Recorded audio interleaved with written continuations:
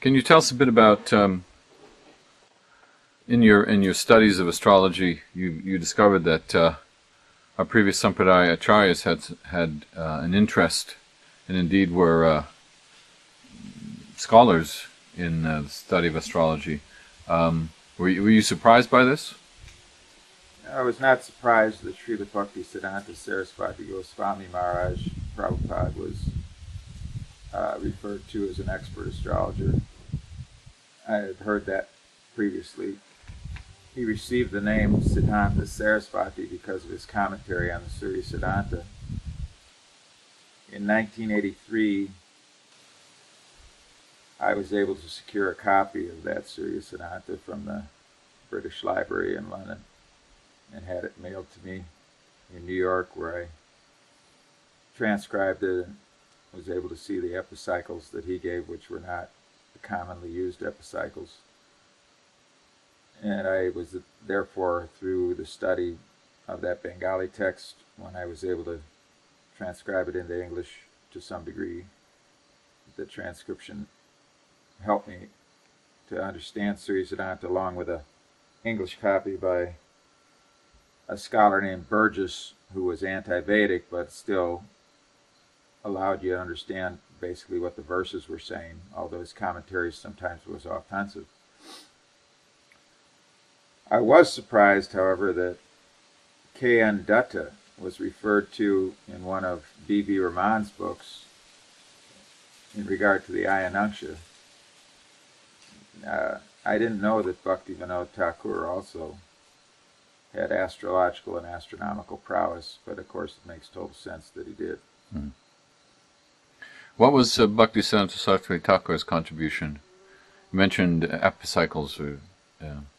Well, it's of course a very complicated subject, the epicycles, but each planet has a number of revolutions per kalpa, but you don't need to use the revolutions per kalpa because all the planets were at their 0 point of revolution at the time of the beginning of Kali Yuga. So you just need the beginning of Kali Yuga, which is basically considered to be 3001 BC, according to our current calendar, sometime in the neighborhood of February 17th and 18th to 3102 BC. So you can calculate then the revolutions of each planet from that point. That gives you what's called the mean positions of the planets, or their average position.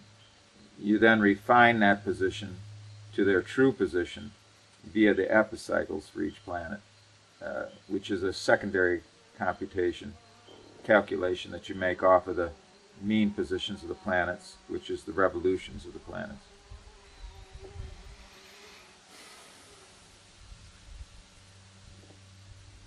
You also mentioned in your new book about essence.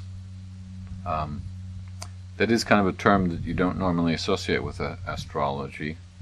Could you talk a bit more about essence and how you've developed it in your studies and your application? First of all, it ties into Bhagavad Gita. The 14th chapter of Bhagavad Gita is called the Three Modes of Material Nature. And the 19th verse of that 14th chapter discusses when you see that all that there is these three modes, and you can see my nature is beyond these three modes, then you can attain to my nature. Mad pavam is used. So this word pava, svapava, mud pavam, we find this quite often in the Gita. Svapava is definitely there in the Gita, a number of places, and sometimes it's translated by Prabhupada to mean the modes of material nature. Sometimes it's translated to mean state of being. So we have a state of being in terms of the modes, our combination of modes that are essentially our conditioned self.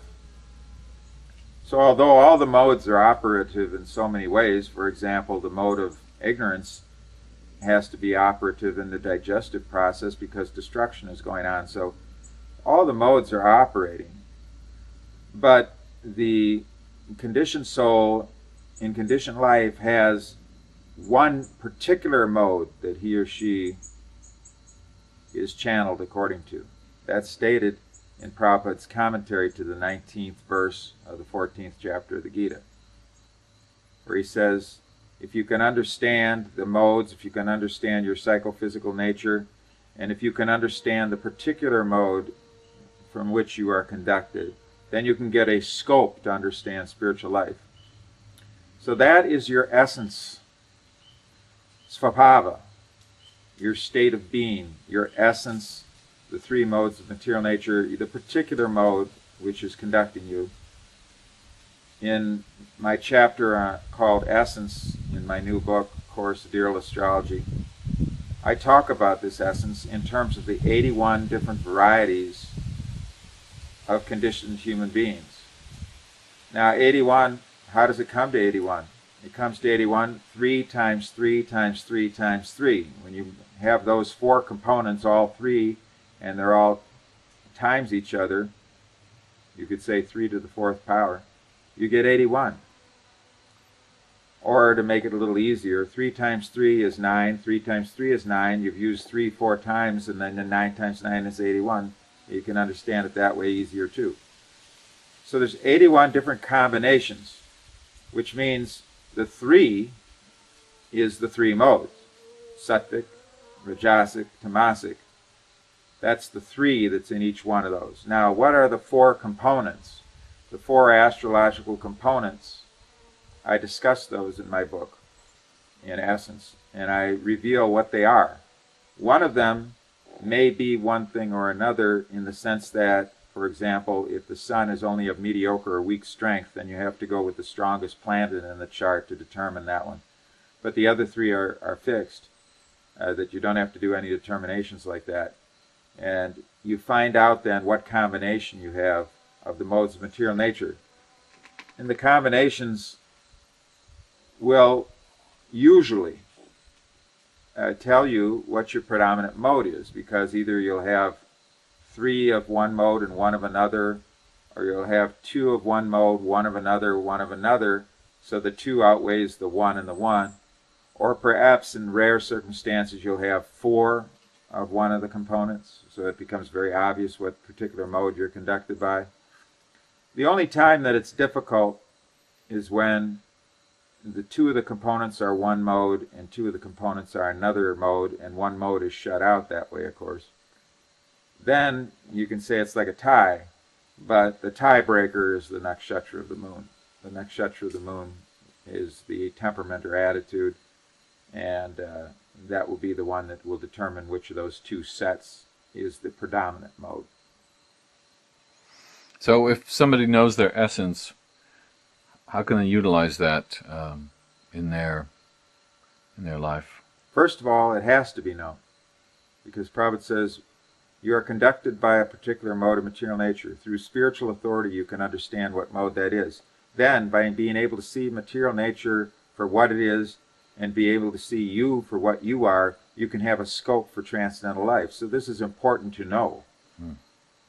So when you do know it, then you can get a lot of advantages, particularly in the area of being able to tolerate things. For example, there can be a dichotomy. Obviously, the chart tells you so. The chart has everything in it. For example, everything that there is in existence here in the material world is somewhere located in one of the houses of the chart. Similarly, everything is in one of the categories of the planets. You can take cooking, that's Mars. You can take defecation, that's Saturn. You can take teaching, that's Jupiter. You can take anything, you can name it and say, where is it? Well, Jupiter's in charge of that. Planet-wise and house-wise, it's the 10th house. So you can know from your planets and your houses all the categories of everything that is. Now, that obviously, all of those details and particulars are different from your essence. So you may in your chart have a dichotomy in the sense that your chart